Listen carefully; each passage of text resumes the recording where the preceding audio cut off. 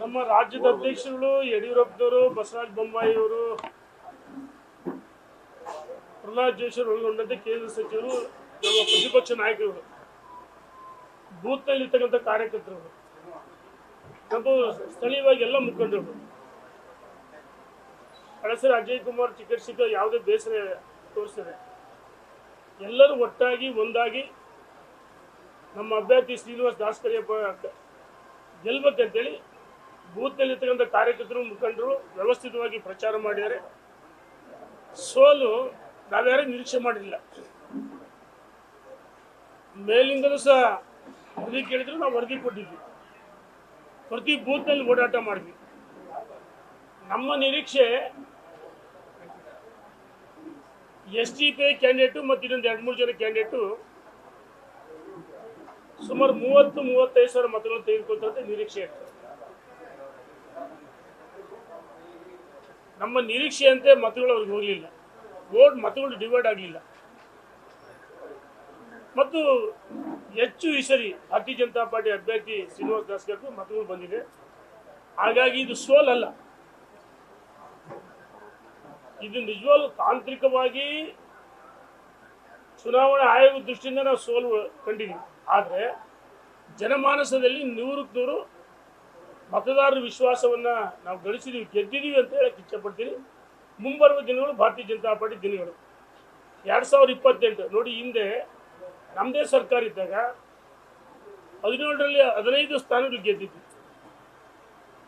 ಅದೇ ಸಿದ್ದರಾಮಯ್ಯ ಮುಖ್ಯಮಂತ್ರಿ ಇದ್ದಾಗ ನಂಜನಗೂಡು, ಗುಂಡ್ಲುಪೇಟೆ ಬೈ ಎಲೆಕ್ಷನ್ ಅವರು ಗೆದ್ದಿದ್ರು. ನಾವು ಅಲ್ಲಿ ಕೆಲಸ ಮಾಡಿದ್ವಿ. ಗುಂಡ್ಲುಪೇಟೆಯಲ್ಲಿ ನಮಗೆ ಜವಾಬ್ದಾರಿ ಕೊಟ್ಟಿದ್ರು. ಅದೇ 2018ರಲ್ಲಿ ಸೋತರು.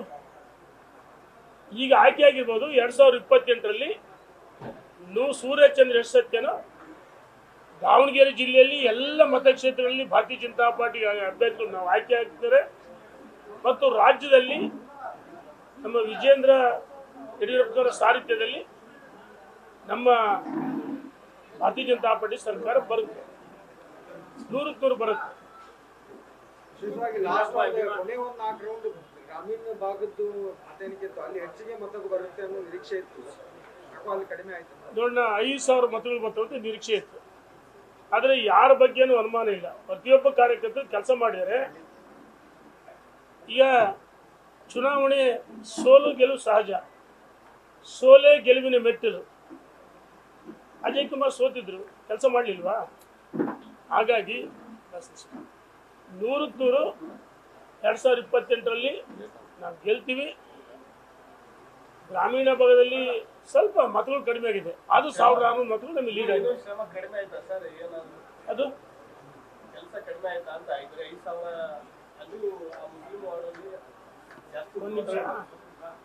ಮತಗಳು ಬಂದಿದೆ. ನಮ್ಮ ನಿರೀಕ್ಷೆ ಇನ್ನೊಂದು 2-3 ಸಾವಿರ ಮತಗಳು ಬಂದು 3,000 ಮತಗಳು ಬಂದ್ರೆ ಗೆಲ್ತಿದ್ವಿ. ವ್ಯತ್ಯಾಸ ಆಗುತ್ತೆ. ರಾಜಕಾರಣದಲ್ಲಿ ಸಹಜ. ಹಣಬಲ, ತೋಳ್ಬಲ ಎಲ್ಲವೂ ಇರುತ್ತೆ. ಮತ್ತು ಗ್ಯಾರಂಟಿಗಳು ಚುನಾವಣೆ ಬಂದಾಗಲೇ ಅವ್ರಿಗೆ ಗ್ಯಾರಂಟಿಗಳು ನೆನಪಾಗುತ್ತೆ. ನಮ್ಮ ಅಧ್ಯಕ್ಷ ZPTP ಇದ್ರು. ಈ ಸರ್ಕಾರ ಇರೋವರೆಗೂ ಲೋಕಲ್ ಬಾಡಿ, ಸ್ಥಳೀಯ ಸಂಸ್ಥೆಗಳು, ಮಹಾನಗರ ಪಾಲಿಕೆ, ನಗರಸಭೆ, ಪುರಸಭೆ, ಪಟ್ಟಣ ಪಂಚಾಯಿತಿ, ಜಿಲ್ಲಾ ಪಂಚಾಯತ್, ತಾಲೂಕು ಪಂಚಾಯತಿ ಅವ್ರು ಸೋಲಿನ ಭೀತಿ ಕಾಡ್ತದೆ. ಸೋಲಿನ ಭೀತಿ ಕಾಡ್ತಾರಿಂದ 100% ಚುನಾವಣೆ ಮಾಡಲ್ಲ. ಚುನಾವಣೆ ಹಳ್ಳಿಗಳಿಂದ ನಾಳೆ ಬಾ ಅಂತಲ್ಲ, ಹಂಗೆ ಮುಂದೂಡ್ತಾನೆ ಇದ್ದಾರೆ. ಯಾಕಂದ್ರೆ ಜನರ ಮನಸ್ಸವರು ವಿಶ್ವಾಸ ಗಳಿಸಿಲ್ಲ. ನೋಡಿ ಎಷ್ಟು ಕಾಸಿಂದ ಗೆದ್ದದಲ್ಲಿ ದಾವಣಗೆರೆ ದಕ್ಷಿಣ. ಹಾಗಾಗಿ ಜನಾದೇಶ ನಮ್ಮ ಪರವಾಗಿದೆ. ಬಂದಿದೆಯಲ್ಲ, ಎಲ್ಲಿ ಕೈ ಕೊಡೋದು? ಬಂದಿರೋಣ. ಈಗ ಚುನಾವಣೆಗೆ ಸಣ್ಣ ಪುಟ್ಟ ವ್ಯತ್ಯಾಸಗಳು ಆಗಿರ್ತವೆ. ಎಲ್ಲೂ ಮತದಾರರು ನಮ್ಮನ್ನು ಕೈ ಬಿಟ್ಟಿಲ್ಲ. ನಾವು ಹೇಳಿದ್ವಲ್ಲ, ಹಣಬಲ, ತೋಳ್ಬಲ, ಸುಳ್ಳಿನ ಭರವಸೆಗಳು, ಹಾಗೆ ಸ್ವಲ್ಪ ವ್ಯತ್ಯಾಸ ಆಗಿರುತ್ತೆ ಅಷ್ಟೇ. ಅದ್ರ ಕಾರ್ಯಕರ್ತರು, ಮುಖಂಡರು ಪ್ರತಿಯೊಬ್ಬರು ಕೆಲಸ ಮಾಡಿದ್ದಾರೆ. Thank you. ಅಲ್ಲ, ಶ್ರೀನಿವಾಸ್ ಬರ್ತಾರೆ, ಏನಪ್ಪ ರಾಜಕೀಯ ಅಸ್ತಿತ್ವದ ಬಲ ಸಿಕ್ತಂತ. No comments. ಅವ್ರ ಬಗ್ಗೆ ಮಾತಾಡೋದು.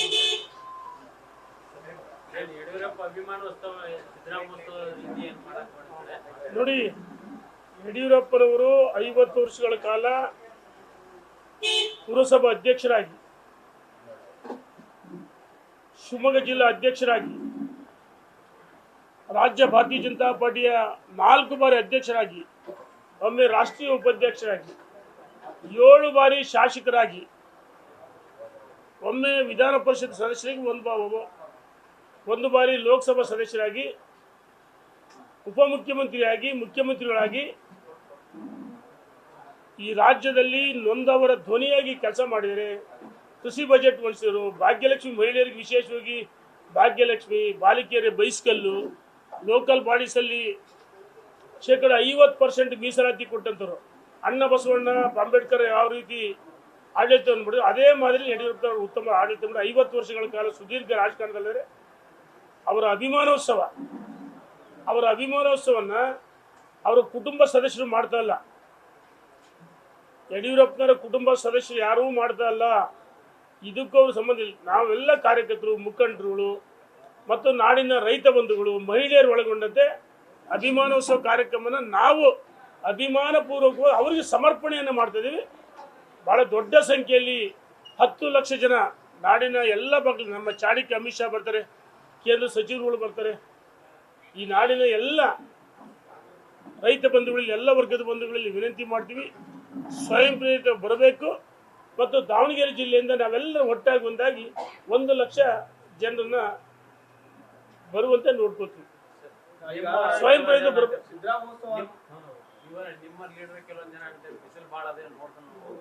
ನೋಡೋಣ, ಭಾರತೀಯ ಜನತಾ ಪಾರ್ಟಿಗೆ ಹೋರಾಟಗಳು ಹೊಸ್ತಲ್ಲ. ಚಳಿ, ಮಳೆ, ಬಿಸಿಲು ಲೆಕ್ಕಿಸದೆ ಹೋರಾಟವನ್ನು ಮಾಡಿದಂಥ ನಮ್ಮ ಜೀವನಗಳಲ್ಲಿ ಯಡಿಯೂರಪ್ಪ ಅಂದರೆ ಬರಿಗಾಲಲ್ಲಿ, ಜೈಲು, ಪಾದಯಾತ್ರೆ, ಅವ್ರ ಜೊತೆ ನಾವೆಲ್ಲ ನೋಡಿದ್ವಿ ಹತ್ತರಿಂದ. ನೋಡೋಣ, ಈಗ ಮಾಧ್ಯಮ ಸ್ನೇಹಿತರು ನೀವು ನಮಗೆ ಪ್ರಶ್ನೆ ಯಾವ ರೀತಿ ಅಂದರೆ ಏನು ನಮ್ಮನ್ನು ಎಲ್ಲ ಒಂದು ಕಡೆ ಪ್ರವೋಕ್ ಮಾಡಕ್ಕೆ ನೋಡ್ತಾ ಇದ್ರಿ. ಯಾವುದೇ ಕಾರಣಕ್ಕೂ ಮಾಧ್ಯಮ ಸ್ನೇಹಿತರು ವಿನಂತಿ ಮಾಡ್ತೀನಿ, ಸುಡು ಬಿಸಿಲನ್ನು ಲೆಕ್ಕಿಸದೆ, ಚಳಿ ಮಳೆಯನ್ನು ಲೆಕ್ಕಿಸದೆ ಹೋರಾಟವನ್ನು ಮಾಡಿದಂಥವ್ರು ಭಾರತೀಯ ಜನತಾ ಪಾರ್ಟಿಯವರು. ರಸ್ತೆಯಲ್ಲಿ ಊಟ ಮಾಡಿ, ರಸ್ತೆಯಲ್ಲಿ ತಿಂದು, ರಸ್ತೆಯಲ್ಲಿ ಮಲಗಿದಂಥವ್ರು ಎಲ್ಲರೂ ಪಾಲ್ಗೊಳ್ತಾರೆ. ಅವರಿವರನ್ನದೇ ನೋಡೋಣ. ಈಗ ಸಿದ್ದರಾಮೋತ್ಸವ ಅಂತೇಳ ಅವರ ವರ್ಷನೇ ಬೇರೆ ಆಗಿತ್ತು. ಇಲ್ಲಿ ಪಕ್ಷಾತೀತವಾಗಿ ನಾಡಿನ ಎಲ್ಲ ಮಠಾಧೀಶರು, ಆರಗುರು, ಚರಮೂರ್ತಿಗಳು ಪಾಲ್ಗೊಳ್ತಾರೆ. ಅವರು ಪೊಲಿಟಿಕಲಿ ಪ್ರೋಗ್ರಾಮ್ ಮಾಡಿದ್ರು. ನಾವು ರಾಜಕೀಯೇತರ ಕಾರ್ಯಕ್ರಮ ಅಭಿಮಾನಪೂರ್ವಕ ಅಭಿನಯಿಸ್ತೀವಿ. ಧನ್ಯವಾದಗಳು.